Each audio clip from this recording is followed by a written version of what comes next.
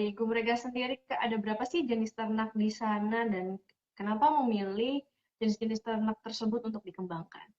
Jadi lahan yang teman-teman lihat di Gumregah itu sebuah lahan partner. Jadi kita punya yang namanya pengelola. Nah, Gumregah itu mengelola untuk garden tersebut. Nah, jadi di ternak-ternak di sana ada macam-macam. Ada ayam petelur, ayam bedaging, kemudian ada domba atau gibas, dan juga ada ayam cemani, ayam kapas, kemudian ada ayam KUB. Bagaimana sih sistem pemeliharaan yang kita terapkan di sini? Jadi kalau untuk domba dan kambing itu untuk pagi hari biasanya itu kita buka pagar kandang untuk dia diumbar makanin rumput yang di sekitar, otomatis kita nggak usah motong rumput. Kemudian ketika sore hari atau hujan itu domba-domba tersebut kita lepas talinya untuk balik ke kandangnya sendiri. Kan kita lengkap ya, ada ayam petelur sama ayam pedaging. Kita nggak bisa milih salah satu ayam ataupun cuma satu ayam doang, karena nanti pun untuk ayamnya itu kita manfaatkan kotorannya kan untuk tanaman nih. Jadi semakin beragam dari jenis ternak itu mempengaruhi dari kualitas pupuk, sebenarnya kayak gitu. Jadi berkesinambungan.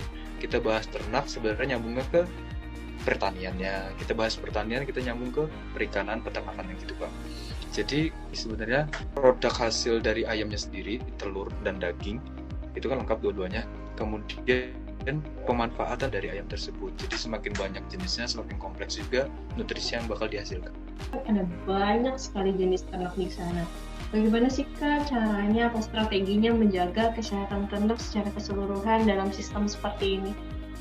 Oke, yang saya yakini itu Mbak, ketika integrated farming itu berjalan, itu kan semua tuh muter tuh, dari kotoran hewan kita manfaatkan untuk nutrisi, kemudian dari tani kita manfaatkan untuk ternak, untuk ikan, dan ketika siklus itu udah muter, ditambah lagi dengan perawatan yang oke, menurut saya tuh alam itu udah tercipta sendiri atmosfer di garden kalian gitu.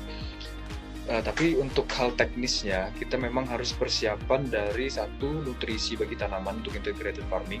Kemudian yang kedua nanti bagaimana cara kita mengelola pakan dan juga research atau bahan-bahan yang kita manfaatkan untuk pakan. Karena kita mengandalkan dari resto dan lainnya kan.